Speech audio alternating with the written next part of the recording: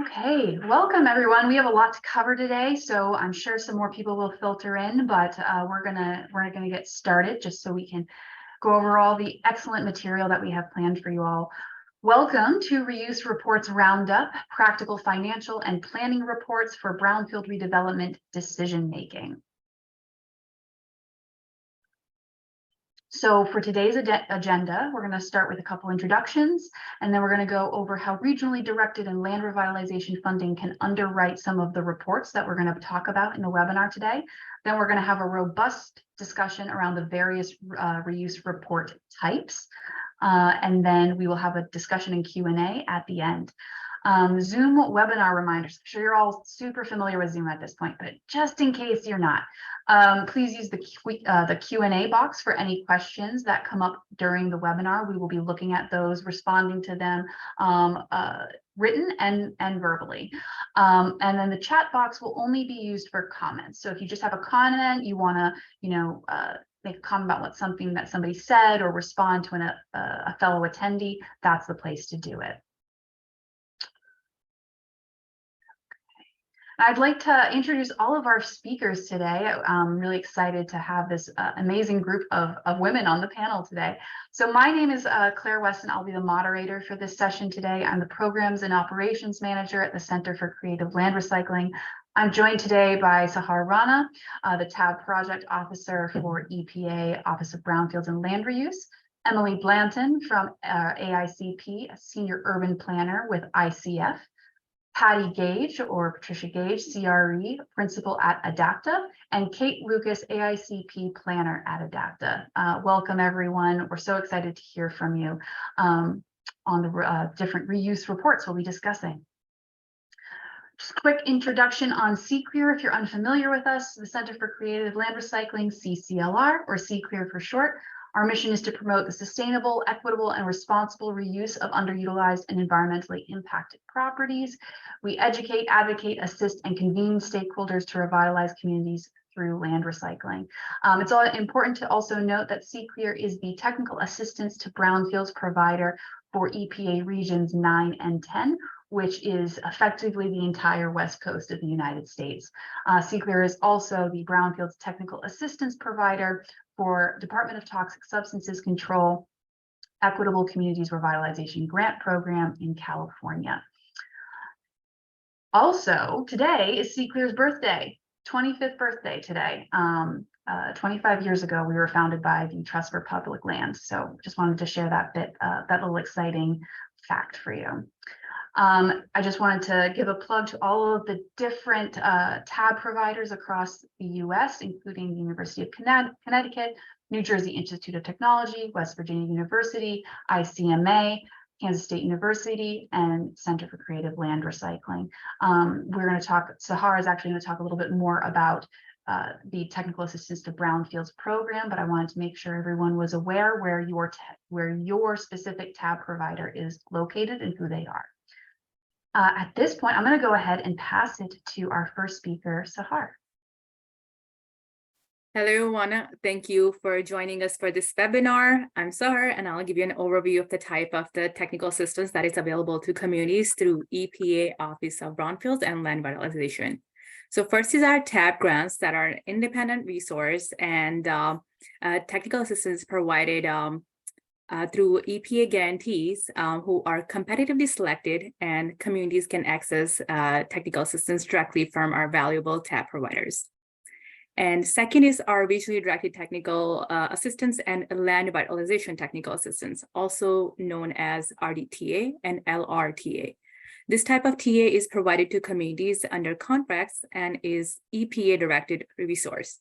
Communities can access RDTA and LRTA by contacting their EPA regional offices. Again, RDTA and LRTA can be regions can access them by contacting their EPA regional offices. This TA is available at regions' discretion. And TA is provided because it helps the community decide how they can reuse the brownfield property. Knowing how the property will be reused helps the community make smart assessment and cleanup decisions and plan for the safe long-term reuse of the property. I'll be talking about this type of TA more.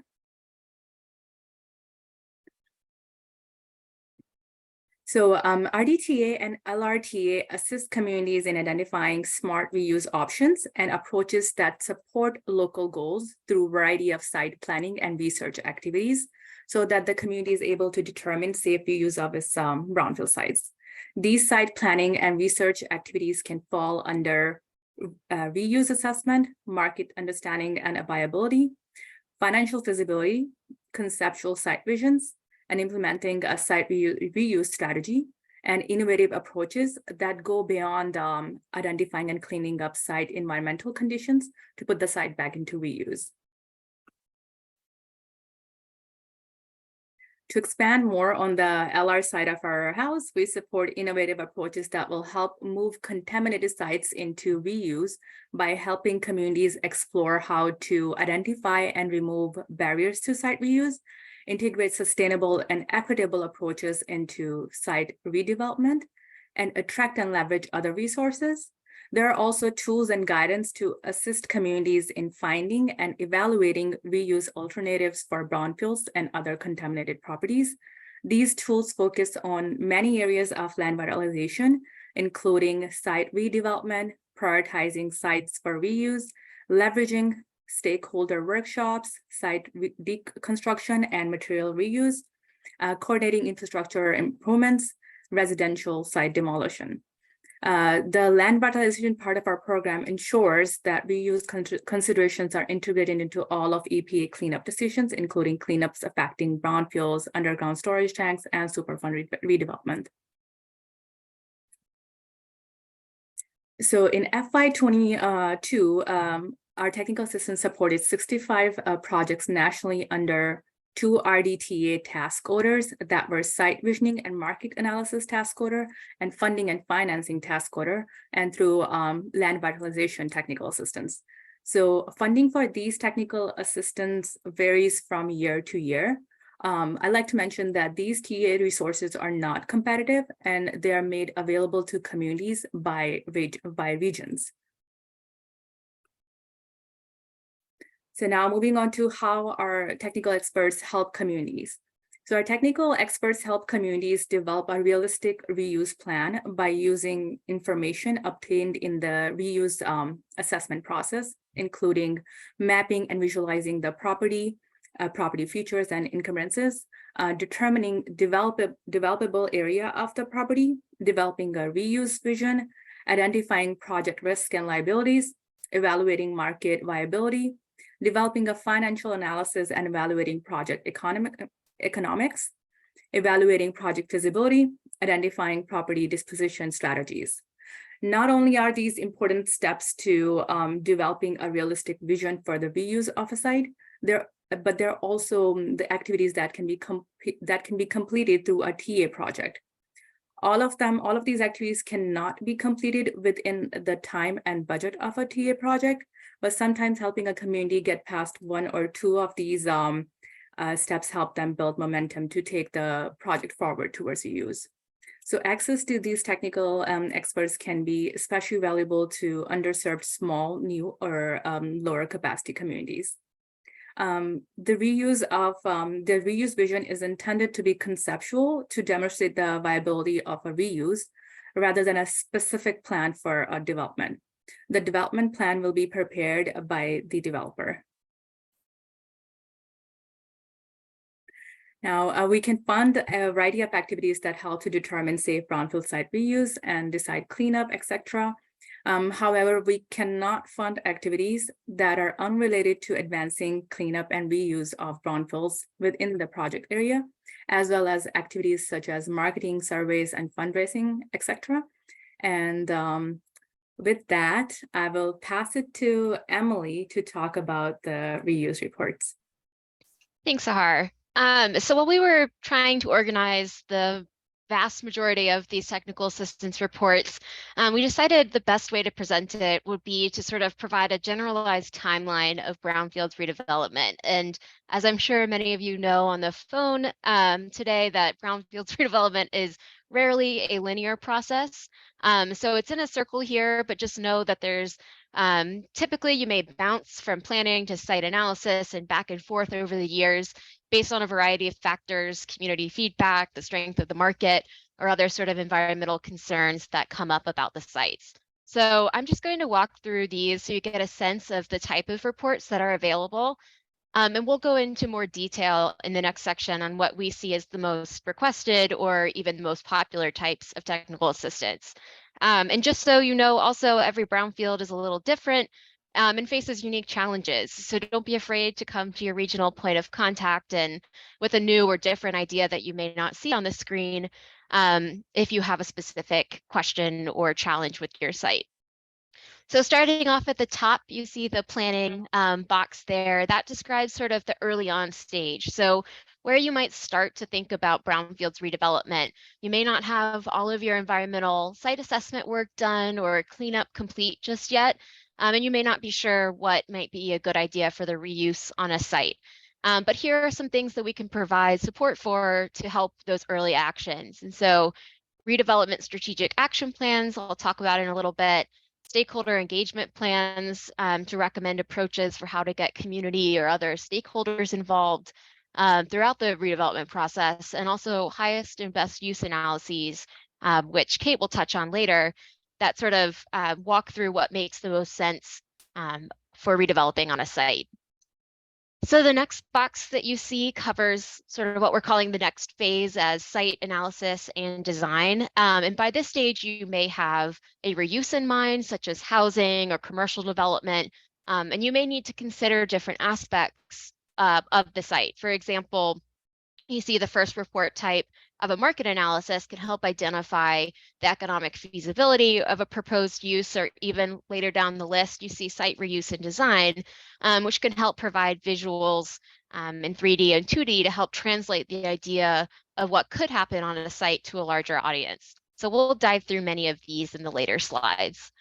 And then finally on this slide, you see the evaluation and implementation stage. And this is sort of what we're calling the last phase on our generalized redevelopment timeline. And by now you may have a good idea of what is desired on the site. And now you've got to put the funding and financing behind it, or to gather support through the idea of evaluating benefits and communicating the message to get either council folks on board, the public on board, or even interest from private side.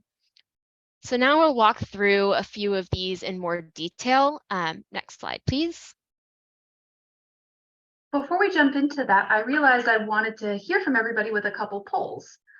So Lujan, if you wouldn't mind launching those now that we have like a nice group of people present, we can launch the polls, and we'd like to hear from you on a few things.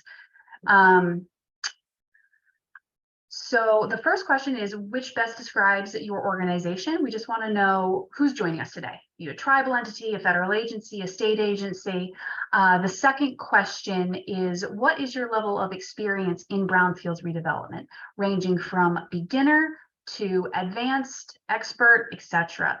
If you have no experience in brownfields or you're highly experienced in brownfields redevelopment, we want to hear from you. And then the third question is your level of familiarity with EPA grant programs and technical assistance programs, those programs that Sahar went over, and the reports that we're going to cover today. If you're very unfamiliar, little to no knowledge, or very familiar where you've applied for and received numerous EPA grants and or leveraged many technical assistance opportunities. Just want to get a sense of who's listening in today so our speakers can address you most effectively.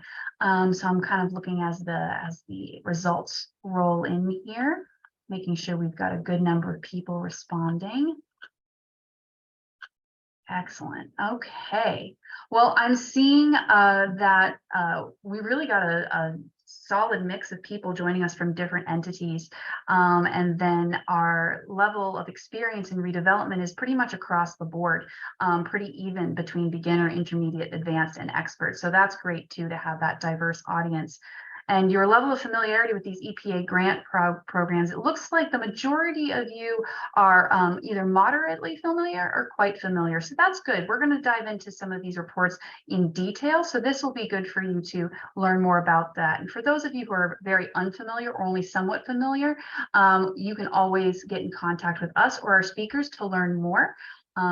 So Excellent. I think we'll end that poll. And sorry to interrupt you, Emily. I'll let you get back to it. All good. Thanks, Claire. And it's wonderful to see all of you guys join us today. I hope you all get something to take away from this webinar. So starting off, we'll dive through a little bit more in more detail about some of the technical assistance reports that I just walked through briefly. But starting off at the very beginning, as I talked about these redevelopment strategic action plans, and this is a relatively it's a broad example of a technical assistance report, but this type of TA is supposed to help recipients figure out specific steps or different pathways to follow to address both sort of complicated sites or really large projects. So for example, we did one of these for a community in Shreveport, Louisiana, where they were looking for a potential land swap with the waterfront scrapyard, and we helped lay out sort of the roles, responsibilities for various different partners across city offices, and how to incorporate stakeholders throughout the process, and how these roles related to each other to keep them on a timeline, to make sure everybody sort of knew what their tasks were, and how these different pathways forward would work to make this site redevelopable. So this TA especially can be helpful when you have a lot of public or private stakeholders to juggle, or as I mentioned, you have a big site and you really need help seeing the big picture on how it will all come together at the end. Next slide, please. So the next one being housing needs assessments and studies, and we've done this a couple different ways depending on the specific questions or sites that recipients bring to the table, but essentially these are a unique type of market analysis that focuses purely on residential uses. So this can be used to answer questions around the type of housing, price points that makes the most sense for area incomes, or amount of housing that a community needs in the future to accommodate new residents and the existing population. And then we always look about how the brownfield site specifically can be used or utilized to meet those housing needs of the community. So to do this, we do a variety of data analysis work, and we look at the wage rates and labor force of the area, understand what employers and industries are operating there, the various income brackets for residents, and compare those to different affordability indices.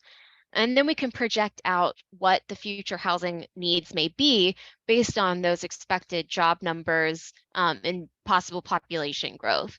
And so all of this info can really be used to inform redevelopment options for a site, especially looking at the density of housing, what type of housing, what is the target price point that would make it affordable for folks in the area, and then also the local preferences that may dictate the way that the housing is developed on the site. So now I'll pass it off to Kate and she'll take it from here. Thanks, Emily. So today first report I'm going to talk about is the highest and best use analysis, which is one of those reports that is typically most valuable early on in your redevelopment process. However, you do need to typically have a site identified because this analysis does get into very specific assessment of existing conditions, and is used to determine the best use for the property for that redevelopment. So it is defined, I believe, by the Real Estate Appraisal Institute, and there are 4 elements of the analysis that result in the highest and best use. So the first of those is what is legally permissible. I think those are slightly out of order. What is legally permissible, which includes what's currently permitted by zoning.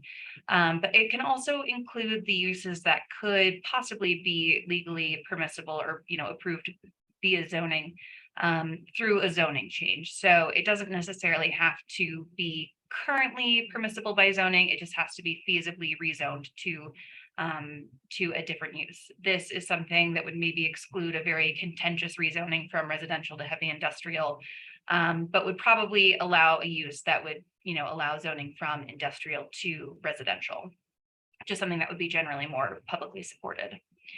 The second element is what is physically possible. So based on the size of the site and the topography, if there are any floodplain constraints, just determining what is physically possible to be constructed on that site. If you have a half-acre site, that would maybe preclude the construction of a school or any larger facility that just wouldn't physically fit onto the site. The third element here is what is financially feasible or economically feasible. So what can be constructed on the site that can be supported by the revenue generated by either the lease or sale of the site. There may be a number of different financially feasible options. And so that takes you to the fourth step, what is maximally productive? So because there may be a number of uses that are legally permissible, physically possible, and financially feasible, the maximally productive use is the one that generates the most value. That being said, especially in brownfields and in redevelopment, we like to look at things a little bit more holistically and incorporate considerations like community need and environmental justice. So, that you may have a highest and best use that is technically, again, a heavy industrial site, but based on kind of the community's history with that type of use, the adjacency of residential uses, you do have to consider what is best for the community. Things like affordable housing are technically never the highest and best use, but it's needed, and there may be certain public subsidies or grant funds that can be used to make that a feasible use. The last thing to note here is that the highest and best use of a property can change over time as conditions evolve. The neighborhood may change. There may be more support for like a mixed use scenario. Again, these are all things that may evolve, but we can tell you what the highest and best use of a property is at a specific moment in time. Next slide. So one of the reports that we have prepared was for a highest and best use analysis for the city of Lodi, California. They're located in kind of north central California. And I think it's a community of about 60,000. But the site we looked at specifically was owned by the city of Lodi and was, I think it's about 3.5 acres, and is currently used as a public works yard. You can kind of see the existing aerial. It's kind of scattered development of a few smaller buildings. It's definitely not used to its highest potential. So to help the community determine what would go there, we conducted a highest and best use analysis, which began with a demographic assessment and an overview of the existing real estate market for commercial and for residential, retail, and office uses.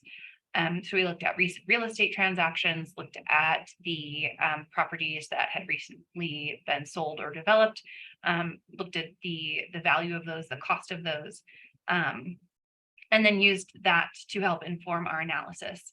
The community was looking for a mix of different uses, including residential, so maybe commercial, office, or retail. And then affordable housing and a public recreation center were a couple other uses that were desired.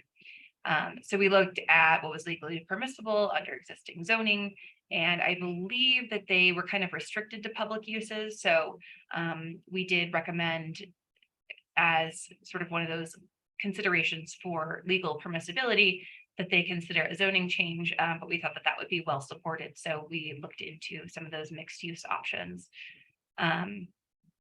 Another thing that we considered here is that there's an adjacent rail line that is very loud. So that also influenced the feasibility of residential. So there are some really interesting kind of considerations that go into that physically possible use analysis. And then to help identify the future needs, we created 2 different concept plans and then put together pro formas return summary for these 2 different concepts, and let the city know what they could expect as a return on cost of their investment in this property. Next slide. Okay, so the next one is market studies. This is a report that's typically used to dive deeper into a specific use. So you may have a highest and best use analysis conducted, and then once you identify the use, you can use a market study to really identify the nitty-gritty elements of whether that use will be feasible. So it's an analysis of the current market value of a site based on comparison to similar properties and uses. And this is established by looking at existing conditions like demographics, existing businesses that are located in the area, vacancy rates. So, is there a population, a sufficient population to support a particular use? Is there demand for it? And this is kind of one of the things that we look into for this is vacancy rates. So if there's very low vacancy rates for first, let's say retail uses, that would be considered as an indicator that there is demand for additional retail square footage. And we look at current lease rates and construction costs to determine if the proposed use can be supported by demand. Okay, and we conducted a market study for Harleton, Montana in 2021. Harleton's a community of about 1,200 people in kind of south central Montana. This was a really interesting community. One of the great aspects of working with communities one-on-one with technical assistance is we get to know these really unique and quirky communities that have these beautiful assets that they want to leverage to generate economic growth. So this community in particular was the eastern terminus of the longest section of electrified railroad in the US. It was constructed in the late 1800s, early 1900s, and ran between Harleton, Montana and Avery, Idaho. I think it was around like 450 miles of railroad, but was electrified at a time when coal was used primarily to fuel trains because of the topography and the extreme cold that is experienced in this area. Just a really interesting look into the history of railroads across the United States and sort of the history of electrified railroads, which is kind of the future as well. So this particular community, the railroad stopped running in this area in the 1980s, which caused a lot of economic devastation. Many of the community members were employed by the railroads, and they've been sort of reeling from the loss of that employer for the last 30 or 40 years. They've made a lot of progress in establishing some events and other economic activity that's generated visitorship, and their population is growing as well based on some of those trends we're seeing after the pandemic. But they're kind of left with this heavily contaminated roundhouse that, even though it was a community treasure, was currently a little bit of an eyesore and was also just not used to the best of its potential. So their hope was to restore the roundhouse to a community asset. But one of the challenges to this market study was that there is no water, sewer, or electric service to the site. So that was a consideration we had to keep in mind as we were identifying future uses. We conducted a number of interviews with community members to assess the needs of the community. And really what we ended up hearing very frequently was a desire for community gathering space and additional space for their existing railroad museum, which is a highly visited local attraction. So we conducted research into area demographics and some of the employers, and also looked into comparable roundhouse redevelopments and existing train museums to help assess the amount of income that could be generated by the operation of this site in the future. Tricky consideration of a lot of these more rural communities is that they are pretty remote, and there is not necessarily the funding available to support the use. So as a follow-up item to this report, we included a assessment of funding sources that they could use to help fund the redevelopment and operations. And I believe Patty is going to talk about those here in a minute. And with that, I'm going to pass it on to Emily. Thanks, Kate. So now we're going to talk about a few other options before we get into some more case studies. But moving on to this type of technical assistance, this slide specifically combines two different types of TA that are a few different types that I'd like to touch on. But I think they all fall under the umbrella of resiliency planning. So on the climate side, we see so many brownfield sites, especially those that are post-industrial along waterfronts or riverfronts, that are subject to increased risks from climate change. And we can provide TA to understand how those different future climate scenarios, such as sea level rise or extreme heat days, can impact the risk of redevelopment at your brownfield site, or help determine what makes the most sense for a brownfield redevelopment. So it also can help think about the long-term sustainability of different cleanup actions and different redevelopment scenarios. So you see here an example on the screen that we did in Philadelphia, where we were assessing the impacts of sea level rise on a proposed roadway that would travel through a brownfield site.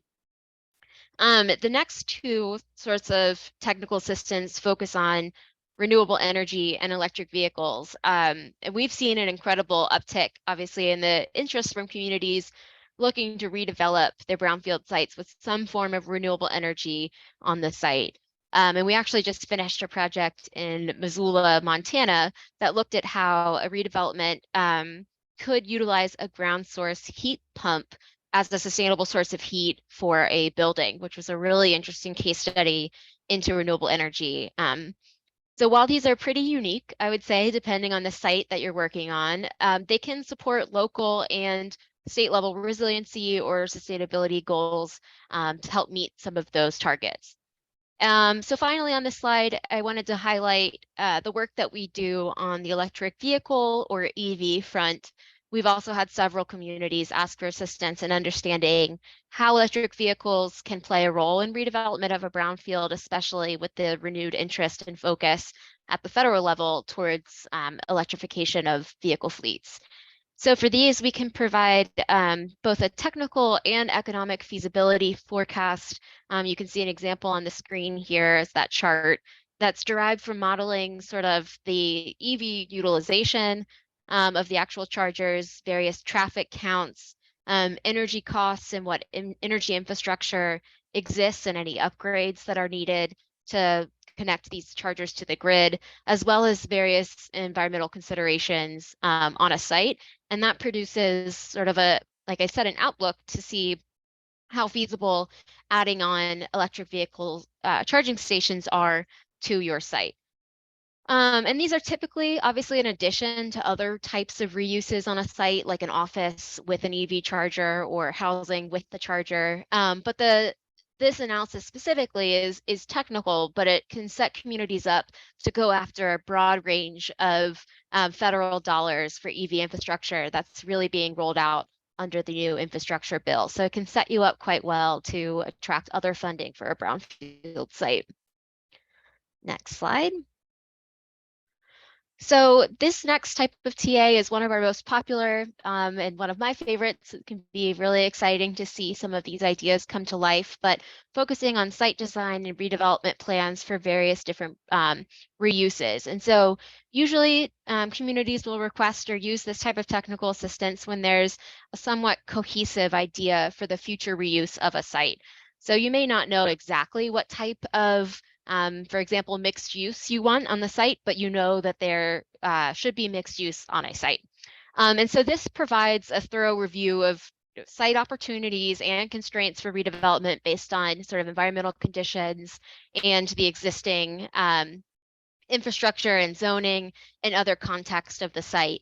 It also takes into account community engagement and other stakeholder opinions about what the site could look like in the future, and produces these visual representations in both 2D, you see the site plan on the left side, and 3D on the right, some of these renderings of the planned use for a site.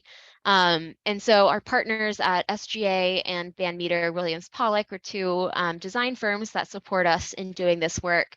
And they take also an approach to provide a level of magnitude cost estimates for some of these proposals and the drawings that are associated, so you can really start thinking about the funding mechanisms to implement these visions. And relatedly, I would say this type of technical assistance in particular can be incredibly helpful when you're communicating to the public, to your council or other city staff about what a future of a site could be, or even to private developers to communicate some of the potential or vision for these sites. So next slide. I'll talk just quickly about a case study that we've been working on for the last couple of years, actually, in Millinocket, Maine, which is up in the mid-coast in Region 1 of EPA. So Millinocket was home to a large scale paper mill, the Great Northern Paper Mill, that operated for decades. It covers approximately 1,400 acres. So a significant portion of this small community was covered by this mill. And it also is adjacent to one of their most, attractive natural attributes, the Millinocket Stream. And so we've been working with our partners, a really great nonprofit that has been very dedicated to the site, our Katahdin, focused on economic development for Millinocket, but they've really taken on redevelopment of this large former lumber mill. And so this regionally directed technical assistance project has covered 2 different rounds of funding, and it builds on existing work that was done under assessment and cleanup grants from EPA to address several of the, as you can imagine, lots of environmental contaminations related to operating both the lumber mill, and there is an active rail line that goes through the site. So it's a pretty significant project. 1,400 acres is a lot of land to work with, and they have been really active in thinking about what could go onto this site in the future. Some of the buildings are historic and intended for reuse because of their historic nature. And that's where we started on the very first round of technical assistance. And so on the bottom left, or on the bottom right side, you can see a rendering from a bird's eye perspective of the front of the site, which sort of acts like a front door. It's adjacent to a residential community. It has the historic administration building that was really gorgeous, and that they were hoping to save and repurpose. And so the rendering is really helpful for them to put together at least one small part of this site in their minds. And so slated for redevelopment into some office space and other uses that would support the overall development of this large site. And so the second phase, I would say, of redevelopment support came on the back end of the site, which is closer to the riverside here. And that's on a former mill building. So they used to feed large trees through and mill paper from it. Very interesting. And the building itself, you can see on the top left there, it's really long and unique. But given all of the other active parts of the site, including the rail line and their plans for a commercial sawmill and logistics hub to come and occupy the site today, we worked with them to come up with a mixed use scheme that could both accommodate the mill and as well as a museum, some artist studio spaces, and a public facing portion of it that connects to a regional trail along the waterfront. So they're taking advantage of their natural resources for tourism as well. So it's a complicated and large site, but both the opportunities and constraints map and some of the rendering work that you see here both helped them, I think, work through what was possible on the site. The site design supported the idea that a sawmill would still be operational and feasible on the site. And they've been able to use some of this work so far to apply for other state and federal level grants to help move the project forward in a piecemeal, phased approach. So this has been really exciting to work on, and hopefully we'll get to work on it more in the future. So next slide, please. And I'll hand it over to Patty to take over from here. Thanks, Emily. So all the pretty pictures are great, and now we'll turn to a bunch of numbers for the most part, because we're going to talk about financial modeling, and that really encompasses all types of quantitative analysis of a project's future. And the trick to this is really thinking about whose perspective you want the modeling to come from. Should it be a developer's perspective? Should it be a landowner's? Should it be the municipality's perspective? So that's a good thing to think about as you look for this type of technical assistance. And really the goal of financial modeling is typically to evaluate a project's potential financial feasibility, and then take a look at what can go wrong and what can change that feasibility. And if you just look at the headlines I found off the last couple months, you can see that there are an awful lot of risks to any type of real estate development these days. If you're interested in financial modeling type reports, you should think about starting on these just about as soon as you have a land use identified. We can go to the next slide. And the kind of the first and most encompassing piece of financial modeling is a development pro forma. And if you look down at the bottom of this slide, there's a picture of a building that's a rendering of a small apartment building my partners and I are developing. And what the pro forma I will show you in a minute tells us is what that rendering story is going to be in terms of numbers, cost, returns, revenues, capital. That is what financial modeling does. So this example I'll show you is from the point of a real estate developer. And the components to a full development pro forma include a project budget, a cost of capital in the capital stack, revenue projections or rents, operating expenses, a timeline, like how long will it take you to get your permit? How long will it take you to have design finished? When will you start construction? And how will the money go out and in over time? Because we're looking at things in the future, we need to consider expense and revenue escalations and reversion projections, i.e. what happens at the end of the hold period? Do you want to sell the building in 10 years? Do you want to sell it when it's first complete? Or are you a municipality that's going to hold it and never sell it because it's really a public asset?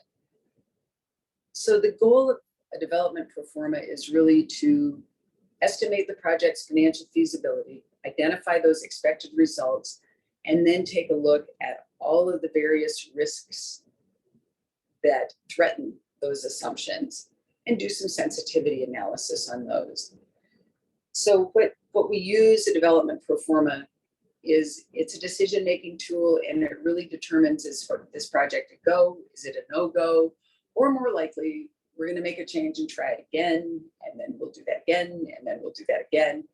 And I would say that for the rendering that you see there on the bottom, that little project, which is about halfway through construction right now, we probably have about 100 different versions of a development pro forma on it before we finally settled on our final one.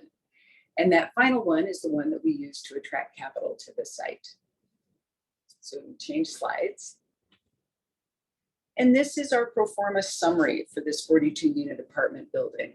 And it's too small to really take a look at in detail, but you can see that I've circled those different components, sensitivity analysis, development budget, etc.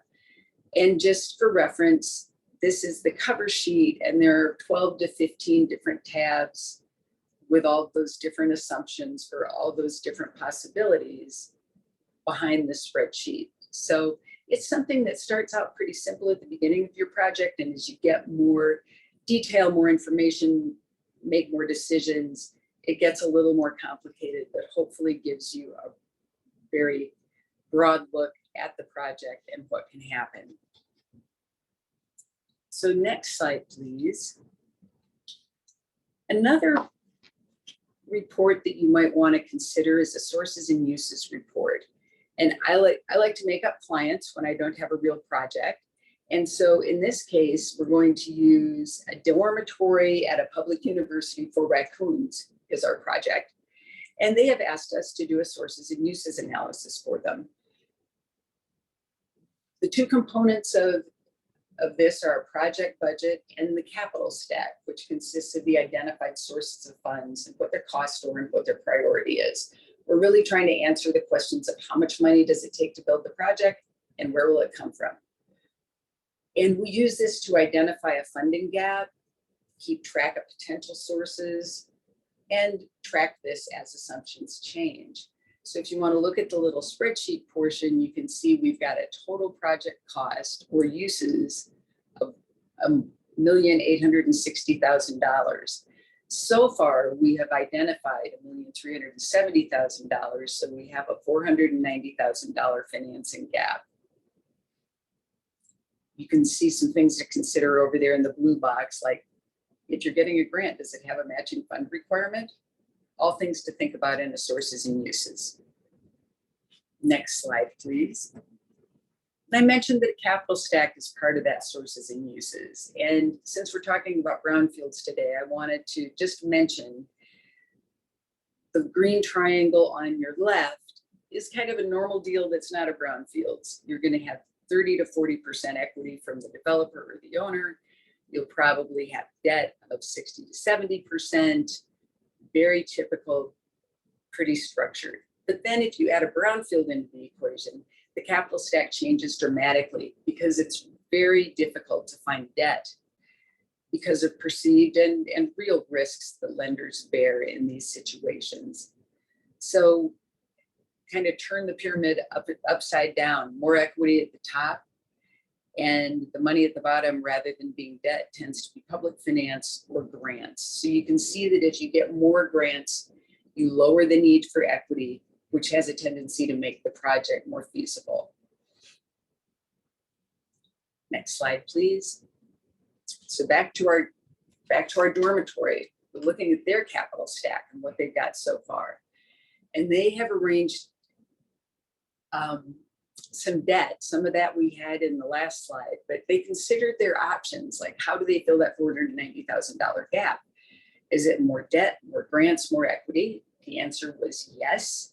They added a loan, a PRI from the Master Bandit Foundation, an energy grant from their local utility. They got a donation of the furniture, but they still needed some equity. So they had to have a capital campaign to raise that $315,000. So this is a capital stack where one can assume money's raised, ready to go. The project can get started. And it's kind of a simplified version of it because we're not really talking about priorities so much in this example, but in a more detailed sources and uses, we would do that priority of who gets funds back from which cash flow stream. Next slide, please. And now we're looking at the operating pro forma, or it could also be called an income property pro forma, because it's really this kind of a dormitory kind of functions as multifamily housing. You can see this poor little raccoon is handing over his rent. Rent per month is one of our assumptions we need. This little raccoon is paying $425 a month. Gives us an annualized total revenue of $204,000. By the time we take out operating expenses and a management fee and vacancy, we get net operating income, or really cash flow before debt service, of $64,000. And we use that then to calculate how much debt the project can afford, or if that number turns out to be negative, it gives you an indication of how much revenue will need to be raised each year to support the project on a go-forward basis. In this case, it supports the debt that we had expected, and the cash flow after debt service of $12,000 can be used for future reserves for replacing the roof or other such items. And with that, I will turn it back over to Emily. Thanks, Patty. Just one or two more of these slides, and then we'll open it up for questions. So I just wanted to go touch on this type of TA very quickly. It's a super new type of technical assistance that we've been doing. In fact, we just completed our very first report on this earlier this year. So we helped a small community in Gypsum, Colorado, evaluate a return on investment of public money into a private brownfields redevelopment. So our local partner wanted to have sort of a justifiable reason or more narrative about why or how funding from the public sector was being provided to another entity, and for both the public and the council to understand why this was a benefit to the community. So we took a look at the future land use and design of the site, which you see on the slide here, and that was provided by the private developer's design firm. And so we evaluated both the job creation potential and the impacts to the tax base through sales tax, employee wage tax, and that sort of thing, as well as impacts to public services and the like, to understand the benefits and costs of investing in this site from the public's perspective.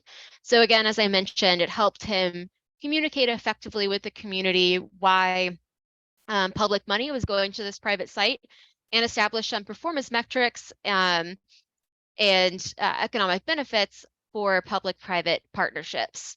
So relatively new, but a good communication tool for communities that are looking to enter into private-public partnerships for brownfield sites. So last slide, Patty, I'll hand it back to you before we open it up for questions.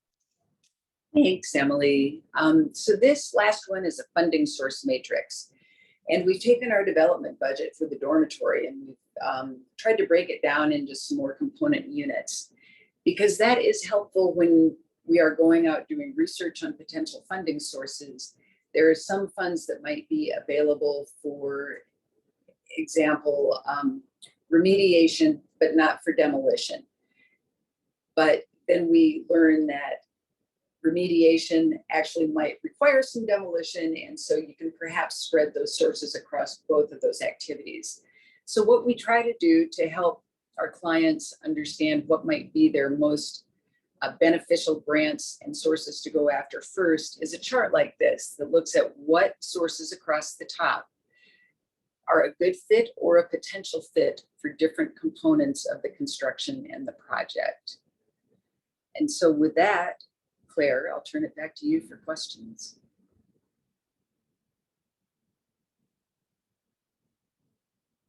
Thank you, Patty. So the questions box is open. We've gotten a couple and we've responded in a written way. And so please, send us your questions now. Also feel free to use the chat. We do want to take an opportunity to hear a little bit from you on your experience. And I'm going to read out these questions that we have for the attendees, and Mujana is going to go ahead and pop these same questions into the chat. You can respond through the chat.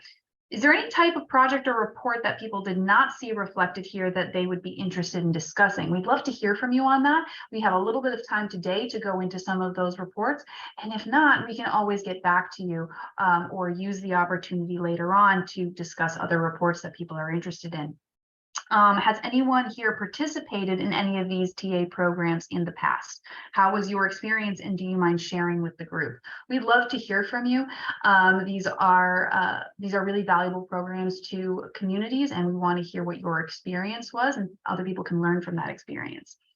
And then final question for you, what have been your most common challenges in pursuing a brownfields redevelopment project? They are challenging, we get it, and we want to hear from you, and maybe we can elaborate a little bit more on how these reports can address some of those challenges. So I see a couple questions coming into the Q&A. So we have a question, have any of these projects been part of a microgrid? And Emily, I see that you're typing an answer, but if you want to respond orally to that one as well. Yeah, sure. Thanks for your question, Esperanza. We haven't worked on a project that's part of a microgrid within the brownfields context, but it is something that we've done some other solar work for other redevelopment or contaminated properties types outside of the brownfields world. So certainly something to consider asking or talking to your regional point of contact about. And as this type of solar development becomes more and more popular, it is something I think that would be really worthwhile to take a look at from a brownfields perspective. Thanks, Emily. Does anybody else have any comments on that? Okay. Next question, what decision makers are these reports designed for? I'm sure it depends a little bit on the report, but if you guys can speak to that question, that'd be great. Does anybody else want to talk before I jump in? Patty, I see maybe you were going to come off mute. There we go. Finally, I would say that's actually a good question to figure out when you first start looking for technical assistance is whose perspective do you want help looking at least on the financial piece of it. It can come from 3 or 4 different perspectives on the same project. And so really it's just define who you want, who's going to be using the project to make what decision. And then it can be tailored that way on the financial side. Yeah, and I'll just add from our perspective on the site design and some of the other typical types of TA that we've worked on. We're working with a variety of different stakeholders depending on who has, property ownership or sort of who is the project champion for some of these sites. So it could range from, public stakeholders like city staff or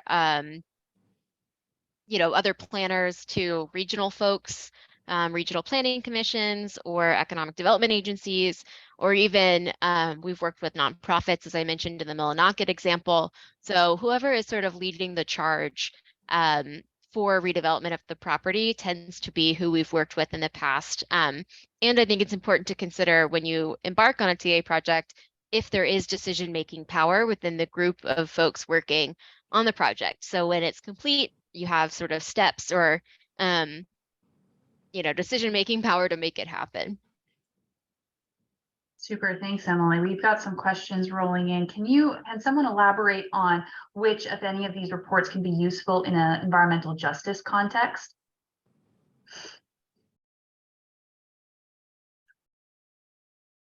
Kate, Patricia, I feel like I keep answering things, so please feel free to jump in. Yeah, I'm happy to weigh in here.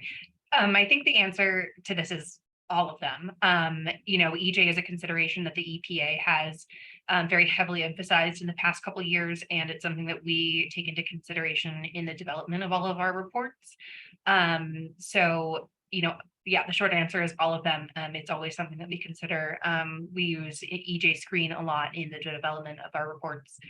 So it's always something that's very top of mind.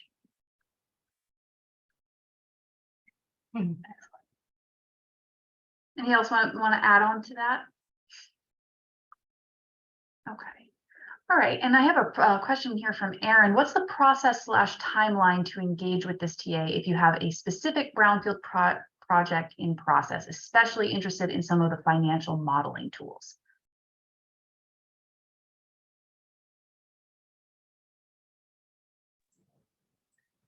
I can answer that from the perspective of once the TA has been awarded and how long the analysis takes. And it kind of varies. It depends on how defined your development plan is and how close you are to having identified all of your sources and funds. And if you've decided what you're going to build and some of where the money's coming from, we have done some of these projects in 2 to 3 months and some of them in more like 6 to 9, depending. However, as far as going through and actually applying for the TA and getting it awarded, I should probably hand that maybe to Sahar. Yeah, I think that was one of the other questions that I have. If you want to elaborate on that, Sahar, is well, this is for everyone. How do you know when you're ready for one of these reports? I imagine it differs depending on who you are, but also what report you might be interested in. But how do you know you're ready for one of these reports, and how do you apply to this TA? What's the asking process? So that first part of the question, if you can all weigh in, and then Sahar, if you can talk a little bit about how you access this type of TA. Mm-hmm. So if you already have a established relationship in terms of you are a guarantee or you're a TBA recipient or 120A recipient, and then you can submit your projects to the regions, and then regions submit the projects to us, and that's the process. So you work with the regions, you contact the regions, and regions will determine if the project is a good fit for the RDTA or the LRTA. And you mean their EPA regional context? Yes, EPA regional context. Okay. Yep. Mm-hmm. And I'll just speak to CClear's part of this, because CClear is kind of included as part of this TA, because we are a technical assistance to brownfields provider, and we can support communities by providing access to these reports and supporting you in the development of these reports as well. And the process to apply for that, there is no application, just email us and let us know your needs, and then we'll have a conversation and assess those needs and go from there. So it's very straightforward and it's very informal as far as it works for CClear anyway. Does someone want to comment on that first piece about how do you know you're ready for a report? I was just going to tag on, Claire, to what you said. I think that same process is true of all of the other regional tab providers. So I think we included a map of those providers at the beginning of this session. If you're not sure who your provider is, reach out to Claire, and they're happy to connect you to the right person. Yep.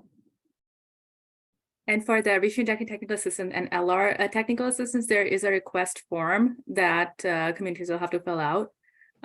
for their projects to be assessed. And the process, Sahar, takes about how long to get a decision on those? It's once we have the request done, it doesn't take that long to process it. Okay. I don't have a specific timeline, but it's like it could take a month maybe. All right, awesome. Okay. And what does typical debt financing look like for a brownfield compared to a greenfield? Patty, this might be a good question for you. I'll take a stab at that one. So greenfield, you can say you're building, let's just go with a retail center. You're building a retail center, as long as you've got some leases signed up, you can probably get 60 or 65% of your costs covered through debt from a bank for a construction loan, and the rest of it you'll bring in equity to do it. And if your revenue when the project looks feasible, you'll be able to go out and raise that equity. If you don't have it yourself, you'll be able to go out and find partners for it. Brownfields are different, and that is because lenders believe there is more risk. It's not necessarily liability risk that they're concerned about. It's more the risk of cost overruns, and then liability risk does enter into it as well. But it is so hard to get a defined cost to clean up a brownfield site that a lender can rely on, that the budget is just too up in the air for the normal bank's risk-taking mindset. So what you might get would be 5 to 10% less leverage from a bank if you get it at all. And it will be more expensive and have a few more covenants on it. And you can expect always to sign a personal environmental indemnity for the lender. You'd even do that on a greenfield site. It's just more meaningful on a brownfield site. But some projects, especially if the remediation hasn't been started yet and there's no fixed price to it, you just won't be able to get debt financing until you've been able to really define the cost of the remediation. I hope that answers your question. Thanks, Patty. Quick question. Have any of you had a tribal entity as a client for any of these reports? Yeah, we've worked with tribal entities for the last couple of years. Just this past year, we were working on a site redevelopment plan for a community, a collection of tribes right outside of Tahoe, looking at historic properties and possible reuses for their pagoda and building and some other properties as well. So we've worked with tribes, and they are also eligible to apply for this TA.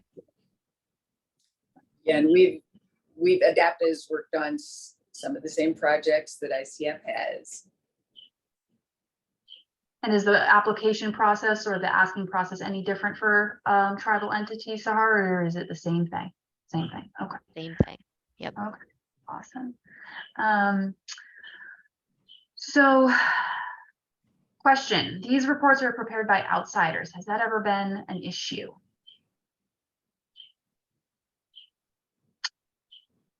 I can take a first stab. I will say that yes, we do have a national perspective. And so sometimes when we get to a local community, there's a lot of stakeholder engagement, a lot of questions that we have to ask, and a lot of sort of background research that we need to do to make sure that we are sensitive to the local community's needs and, wants within a project, as well as making sure that our analysis and assumptions about the project match what is the truth on the ground.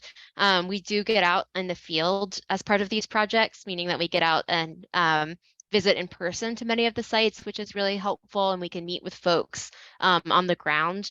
But we typically do take a pretty local approach, and some robust community engagement throughout the process really helps make sure that these reports are developed in conjunction with local TA recipients. And so even though we're the ones sort of like writing it up, a lot of it is informed and reviewed by our partners on the ground.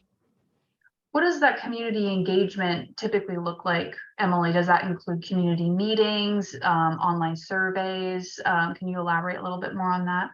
Yeah, it kind of depends on the different projects and the needs of each community. EPA is unable to do many of the sort of typical survey and community engagement ideas that you may think of, but we do a lot of stakeholder, like targeted stakeholder engagement throughout the process. And so we're collecting local information from people who have involvement on the site within the same context or, geographic area and that sort of thing. And so it depends on the site and the project. We have done some public meetings that are relatively small, and we've also done online engagement, especially given the pandemic. So it's really run the gambit on how to approach the local community piece.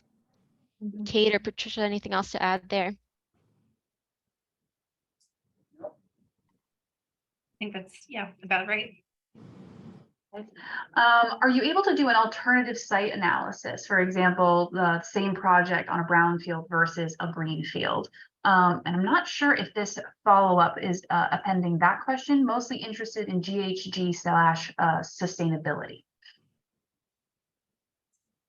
That's a question I think for Sahar to answer. I know that, we've obviously evaluated these projects on brownfield sites, but I don't think that we've ever taken a comparative approach to looking at a greenfield site.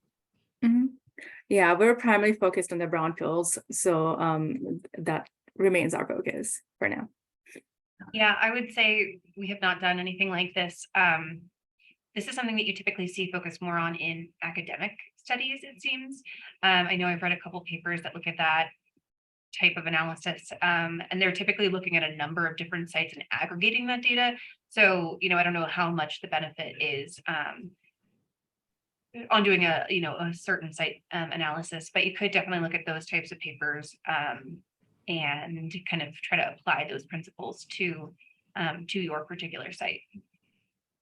Right, something like vehicle miles traveled Exactly. goes down with a brownfield infill site versus a outside of a city center greenfield site. Exactly. To give an example. Yeah, and I'll say that, the OBLR office, actually something that we helped with a few years ago, was looking at that exact scenario at a national scale. And so we used a variety of different city types to evaluate the change in stormwater runoff and vehicle miles traveled to look at the difference between a brownfield site and a greenfield site. So we've done it at a sort of a program level approach to communicate some of those environmental benefits of brownfield redevelopment, and that is available online. And I think that might be the link actually that somebody just put in the Q&A. I'll double check and can send out that report, but not so much on the site specific approach.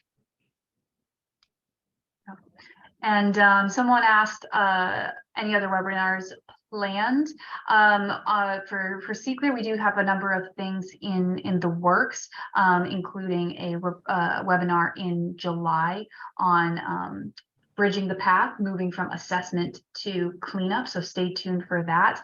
We will be sending out a follow-up email after this in the next few days, maybe early next week, with some follow-up materials that were put in the chat today, materials that were mentioned by our speakers, ways to contact our speakers and CClear, as well as the recording of this webinar and the slides. So you'll receive all of that in a follow-up email.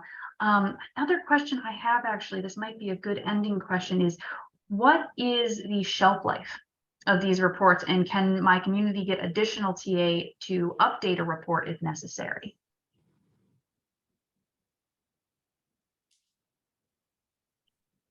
So I'd start by saying it does, it sort of depends on the status of the project and the type of report that's prepared.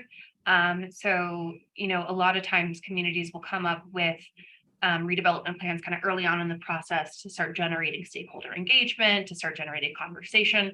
And it's not necessarily their final development plan, but they will kind of use these to start their community conversations. Things like market analysis, Patty, I defer to you on this, but a year or so, we've seen a lot of, how do you decide? I don't know if that's too hopeful, but there have been some very drastically changing economic conditions in the past couple of years. I think we can all say that we never know what's going to happen in the next 6 months. So that's something, it can give you at least a basis for about a year. We do provide sometimes construction cost estimates as part of site designs or market analysis. And again, those can be wildly fluctuating, mostly in the upwards direction, unfortunately. And, I would say six-ish months, we typically build in a contingency to help address any rising costs. Things like highest and best use analysis, generally I would say have probably a little bit longer shelf life. Yeah, it just kind of depends. Yeah, I would just reiterate what Kate said. It's really about have your market conditions changed or any of your major assumptions changed. That can make a report obsolete. And then Sahar maybe can answer the part about getting more update assistance. So if you have a project, and because we do have a tier project has, you can do it for a year, and then we have a time limit and budget limitation on the TA project. So you can apply if your project needs more assistance, and it is eligible, so you can apply, you can get more assistance for the next cycle. And I'll say, just from CClear's perspective, if we support the development of one of these reports, we can absolutely kind of stick with you in the implementation of that report. Whether that means making sure some of the action items in the report follows through, or making some of those decisions with you and supporting you along the way. That's something that CClear can absolutely do as a TAB provider. So that is all the questions that we have, and I think we're really doing well on time. I do want to make a plug for the National Brownfields Conference. I want to thank all of our speakers for their time today. If you want to speak with them more in depth about these reports, about what they do, about how they support brownfields redevelopment and how they can support you, we're all going to be at the National Brownfields Conference, and we encourage you to register. It's from August 8th through the 11th. Doesn't matter if you're new to brownfields or a seasoned practitioner. You should go. And I also want to make a plug for the Perfect Pitch competition, which is a competition where you get to pitch your project, get feedback and input on your project from expert practitioners, and there's a prize, $20,000+, which can go towards underwriting one of these reports that we've discussed here today. That Perfect Pitch competition, the application period closes on June 12th. And the link is here, which you will get in your follow-up email. And I believe that's it for us today. I want to thank all of you for taking time out of your day to join us. If you have any questions, feel free to email us. You will get all of that information in your follow-up email, as well as the recording, so you can come back to it. And I hope you all have a great rest of your day and a great rest of your week. And thank you again to our speakers for dedicating this valuable time.